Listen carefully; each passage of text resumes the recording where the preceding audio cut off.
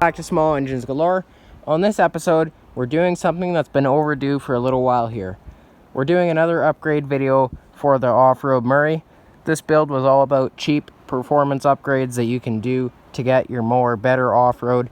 And the first thing that we did is we started with ATV rear tires because they are ultimately way better than turf tires for off-road. For this we needed John Deere 111 hubs or equivalent, whatever. These I just had and they're 5-bolt already, or they're actually 3 on 4.5, and these wheels are 5 on 4.5, so they bolt up no problem. As you can see, we're only running 2 on 4.5, but whatever, it holds. And then yeah, that substantially improved our performance off-road with this tractor. The next thing that we did is we ended up with bigger front tires. These are 20 by 8 by 8 size, and they are MTD wheels that are double D shaft from an FNR transaxle. And you grind out the centers so that they are round inside instead of double D shape, and you can fit them on a 3/4 inch spindle like this one is. They are the right offset and everything. You don't even have to cut them down, and they just slide on as you see it right here, which gives us taller front tire for better approach angle on bigger obstacles. The next thing that we did is we ended up going with a full length exhaust on this thing. So it just comes off the head, off of our factory pipe, which just got unbolted the muffler, and then I just ended up welding a piece that comes all the way down here under the running board and out the back through this little tiny muffler, which actually makes a huge difference. But I have no welding gas, so right now it's just kind of duct taped on there or whatever, and it likes to fall off sometimes, so that's another thing I gotta fix. But in this video, we're doing another upgrade on this thing. We are gonna do something called a locker, which takes an open diff like this has, where when you get stuck and this tire has grip, this tire will spin because it'll take the path of least resistance, and vice versa depending on whatever tire you got. And with the locker, it locks both of those two tires together so that they are both spinning at the same time all the time, which is great for going over obstacles, but going around corners is a little bit of a concern. We had a previous one, an off-road machine that was the same design, break. So I'm hoping that it doesn't break in this, but we'll see what happens. If it ends up breaking, then we'll figure out something else better. But for the time being, I would like to try again and see if it was just because off-road machine has too much grip and power or what, but I really don't know. Anyways, to do this upgrade, we are going to need to tear the transaxle out, which I will do in a minute, probably off camera because it really doesn't matter how it comes out, just mostly how we put the locker in. And yeah, I'll show you what I got figured out as to what my plan is to make this thing work proper. So I'll see you in the garage. Alright, so amongst my mess on this table, I have a 3/4 inch by 3 foot keyed shaft from Princess Auto. It was $44.99 to buy as just this piece of keyed shafting that is 3 feet long and comes out to here. Then what I did is, one of the things that failed on our off-road machine is we cut snap ring grooves into the shaft. I'll show you in a minute. And that's where it twisted off the shaft. I think because of the stress riser of the divot inside of the snap ring grooves. So I'm going to try to keep as much of a solid shaft as I can. How I went about holding my wheels on and holding my center section piece in is I did not go with washers and C-clips in here. I'm just going to run the set screws and we'll see what happens, and just rely on the wheels to hold the whole unit together, which I know might be kind of a weak sounding setup, but once I explain to you what I'm doing, it might make more sense. So what I ended up doing is I ended up drilling and tapping the end of the shafts for a 5/16 coarse thread bolt. And so I can thread that into those threads and have that hold my wheel and everything on with a good sized washer on it, it should work perfect. So yeah, with that all threaded in here, in theory, with a good sized washer on here, this doesn't move at all, or very much, especially once we have a keyway in our keyed shaft and our hubs on here. And yeah, that'll be great. Also, we'll see, this is also a bit wider than our Murray axle, the stock size. I don't know for sure how much yet. This is 36 inches, that's 3 feet. And we'll see what the stock Murray one is. We may end up running spacers that run our hubs in, because I don't necessarily need the tires. They're already pretty wide on it at the back. I don't necessarily need them 4 to 6 inches wider. So one thing that I completely forgot in my video there is the hub that goes on the center here. I just explained the shaft. So the hub that's on here is just an X 3/4 hub from Princess Auto, $11, and they have a stepped ridge on here, which you can see that I welded 2 plates that we cut out on the plasma cutter, that these flat spots should fit into the ring gear if it's the same as all 4360 Spicer, which is what this is supposed to have in it. This all should fit together, and these flat spots fit inside where the dowel pin, I'll show you later, fits in. And that, in theory, should give us a positive connection, which will drive our wheels through our ring gear and all that. We are not messing with any of the gearing inside the transaxle, but we may in the future end up with a pulley swap. It's very likely, but for now I'm just putting a locker in here. So we'll see what happens. I'm going to go ahead and tear this transaxle out, and you guys are going to see it on the bench. Alright, I got the transmission out of the off-road Murray, and now here it is on the bench. I got the C-clip out for the pulley. You need to pull the pulley off because there are 2 bolts in here somewhere, right in here. There's one right here for sure. Some of these have 1, some of them have 2, but at least they all have at least 1 bolt in the center, and some come from the bottom, but I don't think this is one of them models, being that that's completely empty, and you can see the bolt boss right there and right there. So yes, this one also has 2. So I gotta try to get this pulley off, and it's seized on there pretty good, so I'm gonna try some penetrating fluid, and if that doesn't help it come off, then I'm gonna have to heat it up, because that's about all I can do with it. Also, I wanted to show you guys the drive belt from underneath this thing, because if any of you haven't noticed, which I highly doubt, there is a squeal that comes out of this thing every time that you let the clutch out. Doesn't really matter what gear, but the higher gear you're in, the louder it is. So I want to show you the drive belt on this thing so that I can determine also the wear on this pulley, whether it's time for a new one and a pulley swap or what. So yeah, let's check out this drive belt.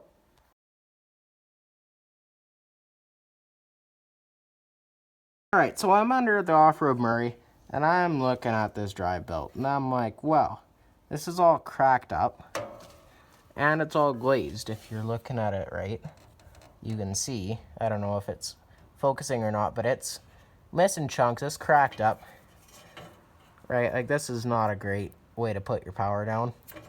So we'll see here, if this thing explodes, which I'm hoping it does pretty soon, then we'll definitely go for a pulley swap. But if I end up accidentally wrecking this pulley coming off, then we are going to be going with a different belt size.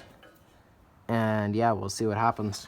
So yeah, stay tuned for that, and we'll see. I'm going to try to get this pulley off, and you guys will see it once it's off, but just a matter of, is it still intact, or do we need to do a pulley swap with a new belt anyways? Is that a good excuse for a pulley swap anyways? Is that the pulley and belt are both wrecked now?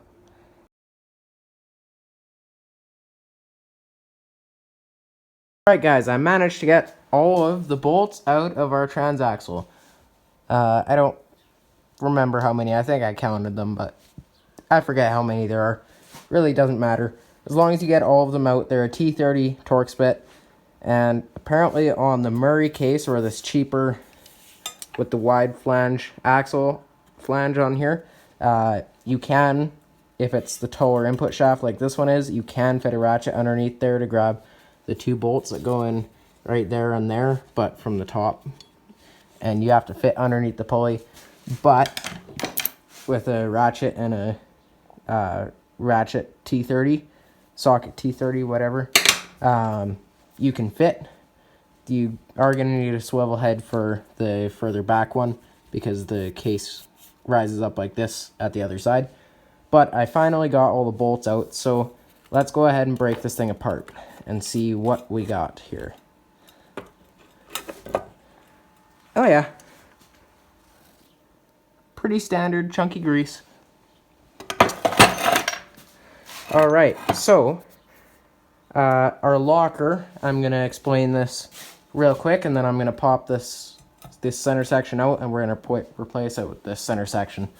So basically, this is not a selectable locker. A selectable locker would be awesome, but a selectable locker would allow you to be open diff like this, where when you turn one shaft this direction, one the other direction, then they turn the other direction, right? Like, so that you can freewheel.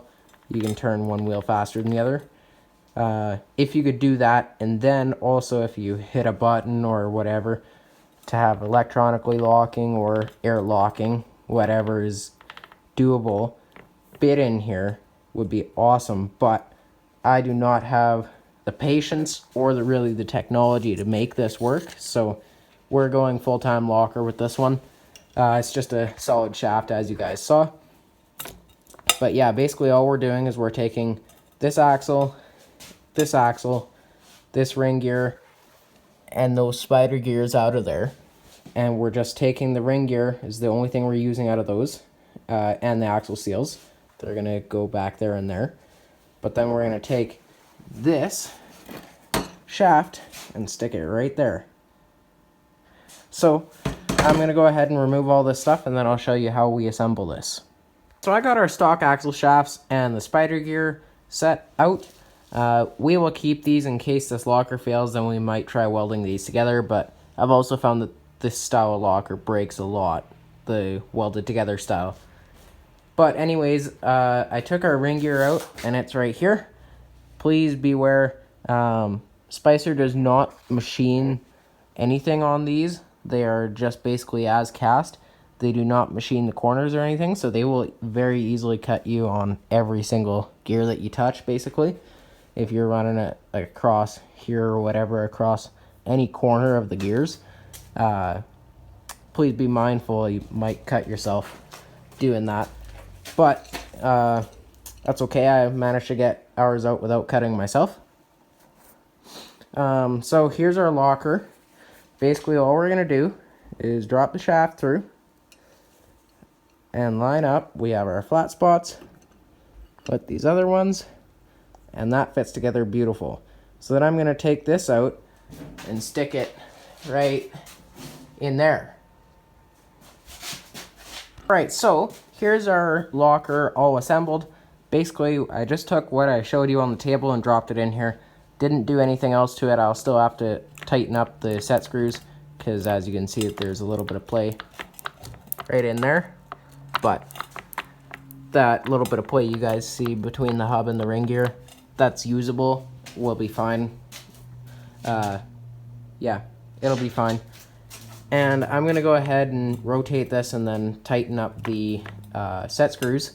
But then I should be able to basically just reassemble this and make it work. And I'm going to note that we do not have axle seals on here yet, so when I forget to put the axle seals in, you guys all can laugh at me. Anyways, I'm going to go ahead and measure from end of the axle shaft to case and square that up on both sides. It looks pretty close from here. This side I think is a little bit longer, but once I get that all fixed up, then I'll be able to tighten my set screws on the hub, and we should be good. So we'll see what happens, and yeah, stay tuned. Alright guys, in case you thought I was going to assemble this without spacers in here to keep this locker centered, you'd be wrong. But I have a bunch of washers in here. It's dark so you can't see. Bunch of washers in there, bunch of different thicknesses and stuff. And then I got a riding more wheel spacer that's cut down, and 3 washers on this side. It's got a tiny bit of play right there. That's the only play that we got in the whole system, which is less than each one of these axles had. So I'm gonna call it good for now. If it runs into any problems being this much play, I can always add in a spacer later if I can find one that's that thin. But yeah, there's not much play there, so I'm not worried about it. I'm gonna go ahead and take these stock axles and stuff, put them outside with our other spare parts for this transaxle, because I've blown up 3 of them. So there's 3 parts units out there. All of them need shift keys. So hopefully I can not wreck these ones. And yeah, hopefully it all works properly as it should. And then yeah, I'm gonna go ahead and move those out and put this top or this bottom half back on here and flip this back over. The reason why I took this thing apart upside down is because you will notice that there is a detent ball and spring under these holes, or there should be. Actually might have been a bad idea to take it apart below because it's sitting on the shifter and lifted it up. So hopefully the ball and stuff didn't fall out. We'll see, because it won't go through the gears when it's put back together, or it will, but it will have no detent. So that will suck if I have to dig through here and find the detent ball again, like I do on almost every transaxle that I work on. But yeah, that's about it. So I'm gonna go ahead and yeah, I'm gonna put this back together and I'll see. Right, I got my transaxle all put back together. It does work. Right now it's in gear, so we can I'll go ahead and spin this pulley from this end, and you can see that the axle shaft is turning. You can see the keyway disappearing. Anyways, it's got a couple tight spots, but these always seem to have self-clearancing issues with lockers and stuff. Anytime you modify these things, they always seem to have issues where they rub the case somewhere. So I don't know. I just let them self-clearance, and they make a little bit of noise for the first however many drives, but then they're fine. They always seem to be fine afterwards. And I've never had a case break on me doing this kind of thing as far as self-clearancing goes. Smash them over rocks, yes, but aside from that, no. So I'm going to go ahead and put this in the tractor, and it's almost 9 o'clock at night, so I probably shouldn't fire it up with that loud exhaust on it. We'll see. If I get it in soon enough, then maybe, but would rather not wake up the neighbors. I got our transaxle bolted in. This is a stock width, which is what I'm going to go with, but I'm going to have to build a spacer to go in this section of axle shaft. I don't know if you guys can see it real well. It's probably really dark, but there's probably 3.5 inches-ish sticking out the end of this. Not enough to protrude from the end of the wheel or anything, so it's good. And then this is with the wheel sitting on the outside of the axle, and we have multiple inches between the fender and the inside edge of the tire, which I think looks goofy. Which, like, this is goofy enough. That is just too goofy for me. So that is getting slid into there, and then I'll put the keyways on and I'll build some spacers, and we'll drive it tomorrow because it's dark, or just about dark. And again, don't want to wake up the neighbors, so I have it ready to drive for today, and we'll probably drive it tomorrow. Alright guys, I got everything put back together, including some new spacers, which you can't really see, but they're just a little piece of pipe that fits. They're 3/4 inch ID pipe that just fits over top. Nothing special at all.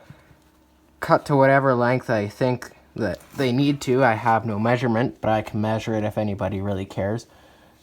Just leave it in the comments. I'll get anything you need for measurements on this, but we'll have to see if this locker even works. But it's now 9:30 at night, so I should probably not drive this with this exhaust on it, because it's not necessarily the quietest unit out round. So yeah, I'll see you guys tomorrow, and we'll see how this locker works.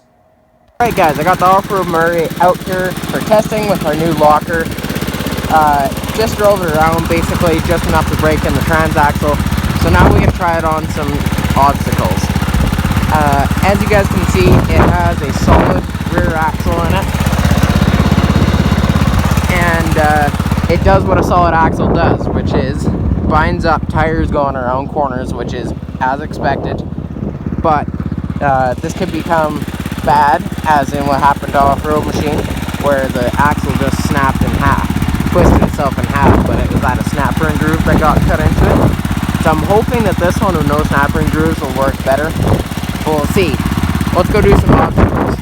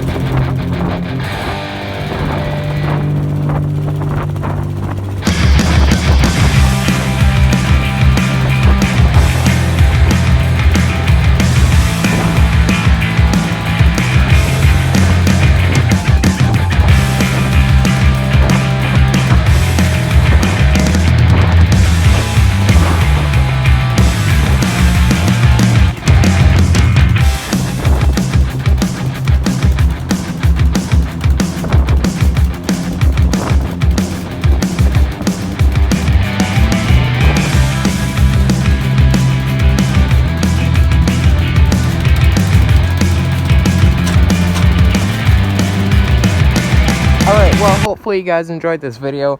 And so far this locker's holding up, but I've only done about 20 minutes of driving, so we'll see what happens. If it breaks at some point, then we'll figure out what to do next, but so far it's holding up pretty good. Thanks for watching. Hopefully you enjoyed the video, or at least found it helpful. And yeah, have a good rest of your day, and please subscribe to the channel.